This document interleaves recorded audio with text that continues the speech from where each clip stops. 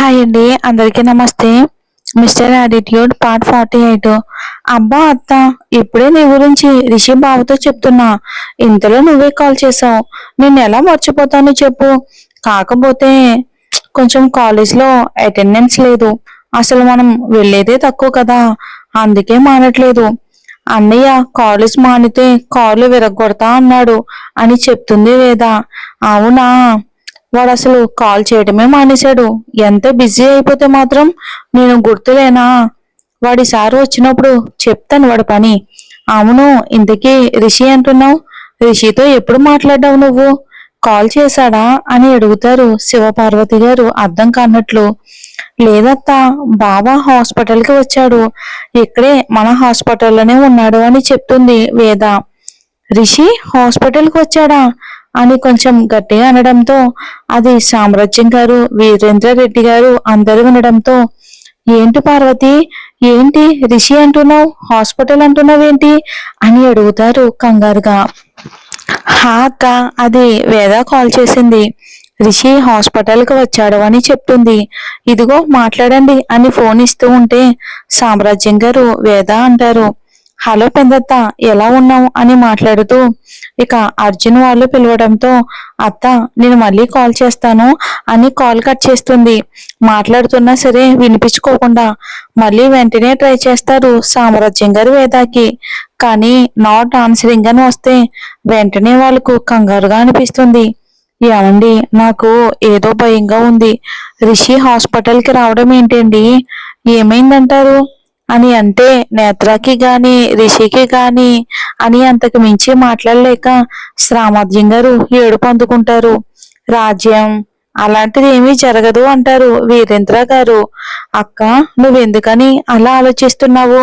ఏమైనా ఉంటే వేద చెప్పేది కదా అని ఆవిడ్ని ఊరుకోబెడతారు శివపార్వతి గారు. సాంబ్రెడ్డి, అర్జెంట్గా కారుది అని వీరేంద్ర రెడ్డి గారు అనడంతో ఇక కారు తీస్తూ ఉంటే అప్పుడే బయటకు వస్తున్న రాగిని ఎక్కడికి వెళ్తున్నారు అని అడుగుతుంది వాళ్ళని వాళ్ళ హడావిడి చూసి. అసలు వాళ్ళేం పట్టించుకోకుండా సమాధానం చెప్పకపోతే శివపార్వతి గారని అడుగుతుంది.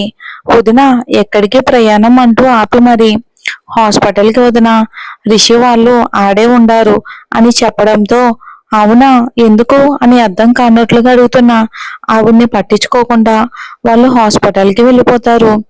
రిషికి ఏదో అయ్యిందనుకుని వారు కంగారు కంగారు పడడం, ఫ్యామిలీ అంతా హాస్పిటల్కి రావడం కొన్ని గంటల్లోనే జరిగిపోతాయి అవన్నీ.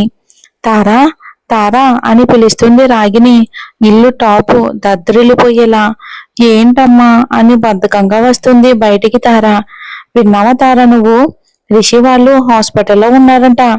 ఏదో అయిందని ఫ్యామిలీ అంతా హడావిడిగా బయలుదేరారు అని చెప్పడంతో విశ్వనాథం గారు కూడా కంగారు పడుతూ ఉంటే, అమ్మా రిషికి ఏమైనా అయ్యిందా అని తారా కూడా కొంచెం టెన్షన్ గా ఫీల్ అవుతుంది. ఏమోనే, నాకు తెలీదు. మనం అక్కడికి వెళ్ళి అక్కడ ఏం జరిగిందో తెలుసుకోవాలి అని రాగిని అనడంతో, వాళ్ళే హాస్పిటల్కి వెళ్ళారు, మనకెలా తెలుస్తుంది అని అంటుంది తారా. ప్రియా ఇంట్లోనే ఉంది కదే, తను అడిగితే తనే చెప్తుంది అని అనడంతో ప్రియాను కూడా తీసుకుని వీళ్ళు కూడా బయలుదేరతారు వెనకాలే. అర్జున్ రాంబాబు గారి కండిషన్ గురించి చెప్తూ ఉంటే రిషి నేత్ర వింటూ ఉంటారు. అప్పటికే అక్కడ జనాలు పెద్దగా ఎవరూ లేకపోవటంతో ఓన్లీ వాళ్ళే నిలబడి మాట్లాడుకుంటూ ఉండగా అక్కడికి వస్తున్న వీరేంద్ర రెడ్డి గారు, సామ్రాజ్యం గారు, సాంబిరెడ్డి, శివపార్వతి వీళ్ళని చూసి ఒక్కసారిగా రిషి అయితే షాక్ అవుతాడు. రిషి బానే ఉండాడా? నేత్ర తల్లి, నువ్వు బానే ఉండావా అని సామ్రాజ్యం గారు నేత్రాన్ని పట్టుకుని కంగారుగా అడుగుతూ ఉంటే, అత్తయ్య మేము బాగానే ఉన్నామని చెప్తుంది నేత్ర వాళ్ళ కంగారుని చూసి. రిషి ఏమైనది, హాస్పిటల్కి ఎందుకు వచ్చుండారు అని వీరేంద్ర గారు అడుగుతూ ఉంటే రిషి అక్కడే గ్లాస్ డోర్ నుండి బయటికి కనిపిస్తున్న రాంబాబు గారి వైపుకు చూస్తాడు. ఆయన అటు చూద్దాం అనుకునే లోపే అక్కడ కనిపిస్తున్న కృష్ణవేణి గారిని చూసి ఆశ్చర్యపోతారు ఒక్కసారిగా వీరేంద్ర రెడ్డి గారు. ఆవిడ ఎందుకు వచ్చారో అర్థం కాకపోయినా ఐసీయూలో ఎవరున్నారో చూడ్డానికి గ్లాస్ లో నుంచి చూసిన వీరేంద్రారెడ్డి గారికి అప్పటికే అక్కడ బెడ్ మీద రాంబాబు గారు కనిపిస్తూ ఉంటే ఒక్కసారిగా అన్నయ్య అంటూ ఆ సిచ్యువేషన్ లో రాంబాబు గారిని చూసి ఒరిగిపోతూ ఉంటే రిషి పట్టుకుంటాడు ఆయన్ని నానా అంటూ. అన్నయ్య అని వీరేంద్ర గారి నోటి నుండి వచ్చిన పిలుపుకి అన్నయ్య అంటూ షాక్ అవుతాడు ఒక్కసారిగా రిషి. వీరేంద్ర గారి నోటి వెంట ఎప్పుడైతే అన్నయ్య అని పేరు వచ్చిందో సాంబిరెడ్డి గారు కూడా అక్కడికి వచ్చి చూసేసరికి లోపల ఉన్న రాంబాబు గారిని చూసి పెద్దన్నయ్య ఇక్కడేంటి, అసలు ఏమైంది అని అడుగుతారు. వీరేంద్ర రెడ్డి గారు ఎమోషనల్ అవుతూ ఉంటే ఆయన్ని చూస్తూ చిన్నానా ఆయన తెలుసా మీకు అని అడుగుతాడు రాంబాబు గారిని ఉద్దేశించి రిషి. ఎవరి గురించి రిషి నువ్వు అడుగుతా ఉండావు అని అంటాడు సాంబిరెడ్డి. రాంబాబు అంకుల్ గురించి అని బెడ్ మీద ఉన్న ఆయన్ని చూపించగానే ఆయన రాంబాబు కాదు అంటాడు సాంబిరెడ్డి. మరి అంటాడు రిషి కనుబొమ్మలు ముడివేసి. రామభద్రారెడ్డి మా పెద్దన్నయ్య, నీకు స్వయాన పెద్ద నాన్న అని చెప్తారు. ఏం చెప్తున్నారు చిన్నాన్న మీరు అని అర్థం కానట్లుగా చూస్తూ ఉంటారు అందరూ రిషితో సహా. నానా ఆయన పెద్దనాన్న అని వీరేంద్ర రెడ్డి గారిని అడుగుతూ ఉంటే అవును రిషి అన్నయ్య అంటారు వీరేంద్ర గారు కూడా. ఇన్ని సంవత్సరాల్లో ఎప్పుడు చెప్పలేదు కదా నాన్న మీకు అన్నయ్య ఉన్నట్టు అని అంటాడు రిషి. ఎప్పుడు చెప్పే సందర్భం రాలేదు రిషి. చెప్పాలి అంటే ఏం చెప్తా చెప్పు. తెంచుకుని వచ్చిన బంధాల గురించి చెప్పాలి. అన్నయ్య అంటే నాకు ఎంత ఇష్టమో చెప్పాలి. కానీ అన్నీ చెప్పినప్పుడు అన్నయ్య నన్ను ద్వేషిస్తున్నాడని కూడా చెప్పాలి. ఇవన్నీ చెప్పడానికి నేను బాధపడి మిమ్మల్ని బాధ పెట్టడం ఇష్టం లేక చెప్పలేదు అని వీరేంద్ర గారు మాట్లాడుతూ ఉంటారు ఎమోషనల్ గా. అంటే నేను నేత్ర ఊరు వెళ్ళేటప్పుడు మీకు తెలుసా అక్కడ పెద్దనాన్న ఉన్నారని అని రిషి అడగగానే తెలుసు, కానీ ఎలా జరుగుతుంది అన్నయ్య నీ సిచ్యువేషన్ లో చూస్తామని అనుకోలేదు. గురువు గారు చెప్పినట్టు మీ వల్ల అన్నయ్య మేము కలుసుకుంటాం అనుకున్నాను. ఎక్కడో చిన్న ఆశ, అంతేగాని అన్నయ్య ఎలా అవుతాడు అని అనుకోలేదు అంటారు బాధగా గ్లాస్ నుండి రాంబాబు గారిని చూస్తూ. సారీ నానా, నా వల్లే జరిగింది అని చెప్తాడు రిషి. నా కొడుకు తప్పు చేయడు, నాకు నమ్మకం ఉంది. ఏం జరిగింది అసలు అని అడగగానే రిషి మొత్తం చెప్తాడు ఆ ఫోటో గురించి. సారీ నానా, ఆ ఫోటో చూపించి ఉండకపోతే పెద్దనానికి అసలు ఇలా అయ్యేదే కాదు అని రిషి అంటూ ఉంటే ఇందులో నీ తప్పేం లేదు బాబు. ఇప్పటికైనా నిజం మీరు తెలుసుకోవాలని ఉంది అంతే, అందుకే ఇలా జరిగింది. లేకపోతే మీరు అసలు ఎవరో తెలియకుండా మిమ్మల్ని అంతగా అభిమానించడం జరుగుతుందా ఏంటి అని కృష్ణవేణి గారు చెప్తూ ఉంటారు. నానా మరి పెద్దనాన్న మనతో ఉండకుండా ఎందుకని అక్కడ ఉంటున్నారు?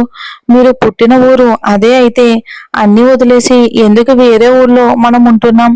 చిన్నాన్న మనం మాత్రమే ఒక చోట ఎందుకని ఉంటున్నాము? పెద్దనాన్న ఎందుకని మనతో ఉండట్లేదు? నేత్ర వాళ్ళమ్మ అంటే మాకు అత్త ఉందని ఎందుకు చెప్పలేదు? ఎందుకు పెద్దనాన్న మిమ్మల్ని హేట్ చేశారు అని అడుగుతాడు రిషి. నేత్ర వాళ్ళమ్మ ఎవరు రిషి అని అడుగుతారు వీరేంద్ర గారు అర్థం కానట్లుగా. నేత్ర ఫోటో ఇటు తీసుకురా అని పిలిచి తెప్పించి ఈవిడ ఎవరు అని అడుగుతారు. రిషి నా చెల్లి ఇంద్రాణి అని చెప్తారు వీరేంద్ర గారు. మా అమ్మ అంటుంది నేత్ర వెంటనే. అమ్మ అని అంటారు వీరేంద్ర గారు నమ్మలేనట్టుగా. ఆ ఇంద్రాణి మా అమ్మ అంటుంది నేత్ర ఉబిక వస్తున్న కన్నీళ్లు ఆపుకుంటూ. అంటే నా మేనకోడలు అని వీరేంద్ర రెడ్డి గారు అంటూ ఉంటే కాదు మామయ్య గారు, మీరెక్కరో పొరపాటు పడ్డారు. ఇంద్రాణి మా అమ్మ అంటూ నేత్ర ఫోటో తడుముతూ కన్నీళ్లు పెట్టి చెబుతూ ఉంటే వీరేంద్ర గారికి ఏం జరిగిందో విషయం చూచాయిగా అర్థమవుతుంది. అంటే ఆ రోజు విశ్వనాథం రాగిని చెప్పింది అబద్ధం అన్నమాట. నా ఇంద్రాణి కూతురు తారా అని చెప్పి పెళ్లికి ఒప్పించారు. ఎంత పెద్ద పొరపాటు చేయబోయాను నేను అని వీరేంద్ర రెడ్డి గారు బాధపడతారు. నేత్రాన్ని దగ్గరికి తీసుకుంటారు వీరేంద్ర గారు ఒక్కసారిగా. నువ్వు మా ఇంద్రాణి కూతురువా? నా మనసు చెప్తూనే ఉంది. నిన్ను చూసినప్పుడల్లా తల్లి నేను అర్థం చేసుకోలేకపోయాను. ఈ మావయ్యని క్షమించమ్మా అంటూ సాంబిరెడ్డి గారు, శివపార్వతి సామ్రాజ్యం అందరూ కూడా నేత్రాన్ని దగ్గరికి తీసుకుంటారు ప్రేమగా.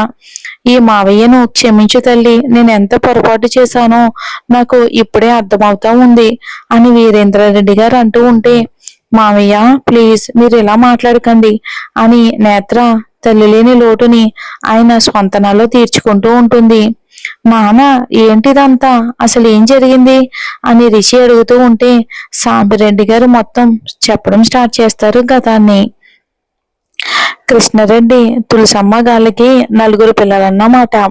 తరతరాలుగా ఊరికి పెద్దగా వీళ్ళ వంశమే ఉండడం జరుగుతుంది. ఊరిలో జనాలకి ఏ కష్టం వచ్చినా ముందుండి సాయం చేయటం, తప్పు చేస్తే ఎవరైనా సరే వెంటనే వాళ్ళని శిక్షించడం ఈ కుటుంబం చేస్తుంది. ఊళ్ళో అందరికీ కూడా కృష్ణారెడ్డి కుటుంబం అంటే చాలా ఇష్టం, గౌరవం. ఆకలేస్తుంది అన్నా, సాయం కావాలి అన్నా మరుక్షణం ఆలోచించకుండానే సాయం చేస్తారు కృష్ణారెడ్డి గారు. తనకున్నదంతా ఊరి బాగు కోసమే వాడేవారు. దేవుడు కూడా వారిని చల్లగా చూడడంతో డబ్బు కూడా ఎప్పుడు కలకల్లాడేది వాళ్ళ దగ్గర. వాళ్ళు కష్టపడి ఎప్పుడు వ్యవసాయాన్ని నమ్ముకునే వాళ్ళు. పంట కూడా చాలా మంచిగా చేతికొచ్చేది. తరతరాలుగా ఫ్యాక్షనిజం ఫ్యామిలీ అయినా సరే అవసరమైతేనే కత్తి పట్టేవాళ్ళు, లేకపోతే దాని జోలుకు కూడా వెళ్ళేవాళ్లే కాదు. ఈ దంపతులకు 4 పిల్లలు. రామభద్రారెడ్డి, వీరేంద్రారెడ్డి, సాంబిరెడ్డి, 3 అబ్బాయిలు. ఏకైక కూతురు ఇంద్రాణి. ఇక రామభద్రారెడ్డి, వీరేంద్రారెడ్డిల తర్వాత అమ్మాయి పుడుతుంది. ఆ అమ్మాయికి ఇంద్రాణి అని పేరు పెడతారు. కృష్ణారెడ్డి గారు ఎంతో ప్రేమగా తన తల్లి పేరు పెట్టుకున్నారు. ఇక కొన్ని సంవత్సరాల తర్వాత సాంబిరెడ్డి పుడతాడు. అంతా బాగుంది అనుకునే లోపే కృష్ణారెడ్డి గారు, తులసి గారు కాలం చేస్తారు. కొన్ని సంవత్సరాల గ్యాప్తోనే. అప్పటి నుంచి రామభద్రారెడ్డి ఆ కుటుంబం బాధ్యత అంతా తన మీదే వేసుకుని పెళ్లి అనేది కూడా చేసుకోకుండా వీరేంద్ర గారిని, ఇంద్రాణి గారిని, సాంబిరెడ్డి గారిని ఆయన చదువుకోకుండా మానేసి తను చదువుకుంటే ఎక్కడ పిల్లల్ని చూసుకోవటం కష్టమవుతుందో అని 3 బడికి పంపిస్తారు. వీరేంద్రారెడ్డి, ఇంద్రాణి, సాంబిరెడ్డి 3 బాగా చదువుతూ ఉంటారు. వీరేంద్రారెడ్డి కాలేజ్కి వచ్చేసరికి ఇంద్రాణి గారు 10th పూర్తి చేసుకోవటం జరుగుతుందన్నమాట. తర్వాత ఇంద్రాణి గారిని వీరేంద్రారెడ్డి చదివించే కాలేజీలోనే జాయిన్ చేశారు. ఇక రామభద్రారెడ్డి గారి వీళ్ళ చుట్టాలు చాలా మంది రామభద్రారెడ్డి గారిని పెళ్లి చేసుకోమని చెప్తున్నా ఆయన తమ్ముళ్ళని చెల్లెల్ని చూసుకోవటం ఎక్కడ ఇబ్బంది అవుతుందో అని, మళ్ళీ ఆయన ప్రేమలో ఏ లోపం వస్తుందో అని ససేమిరా నో అన్నారు. చాలా రోజులు గడుస్తూనే ఉంటాయి. ఊరిలో వాళ్ళు కూడా తల్లిదండ్రులు లేకపోయినా వీళ్ళందరికీ ఆప్యాయతలు పంచడంలో ఎప్పుడు వెనక్కి తీసిపోరు. బంధువులు కొంతమంది ఆస్తిని కాచేయాలి అనుకున్న రామభద్రారెడ్డి గారు తన తెలివితేటలతో దానిని కాపాడుకుంటూ ఇంకా మంచిగా వ్యవసాయం చేస్తూ సంపాదిస్తూ ఉంటారు. తర్వాత ఊరు బాగోగులు కూడా ఇక జనం అందరూ కలిసి ఆయనకి అప్పచెప్తూ ఉండేవారు. వయసు చిన్నైనా సరే కూడా ఆయన మంచితనం చూసి కానీ ఆయనకి కొంచెం కోపం ఎక్కువ. నా అనుకుంటే ప్రాణం ఇస్తారు, కానీ మోసం చేస్తే ప్రాణాలు తీసి రక్తపాతం సృష్టిస్తారు. ఆ ఊరిలో కాలేజ్ లేకపోవడంతో పట్నంలో జాయిన్ అవుతారు వీరేంద్ర అంటే ఇంద్రాణి. అప్పుడు సాంబిరెడ్డి 10th చదవటంతో సొంతూరులోనే చదువుతూ ఉంటాడు. ఇంద్రాణి గారు అంటే ఎంత గారాబం అంటే ఆమె ఏమడిగినా చేస్తారు. రామభద్ర, వీరేంద్ర, సాంబిరెడ్డి వీళ్ళకి ఒక మేనత్త ఉంటుంది. ఆవిడ కృష్ణారెడ్డి గారు లేకపోయినా పిల్లలు ఆలనా పాలన చూస్తూ ఉంటూ వాళ్ళ బాగోగులు క్షేమం కోరుతూ ఉంటుంది. ఆవిడ పేరే సుభద్ర. ఇక రామభద్రారెడ్డి గారికి మేనత్ అంటే చాలా గౌరవం. ఆవిడ మాట తూచా తప్పకుండా పాటిస్తారు. సుభద్ర గారు కూడా ఎప్పుడు రామభద్రారెడ్డి గారికి మంచి సలహాలు సూచనలు ఇస్తూ వారి క్షేమమే కోరతారు. వీళ్ళందరికీ మేనత్ అంటే చాలా ఇష్టం.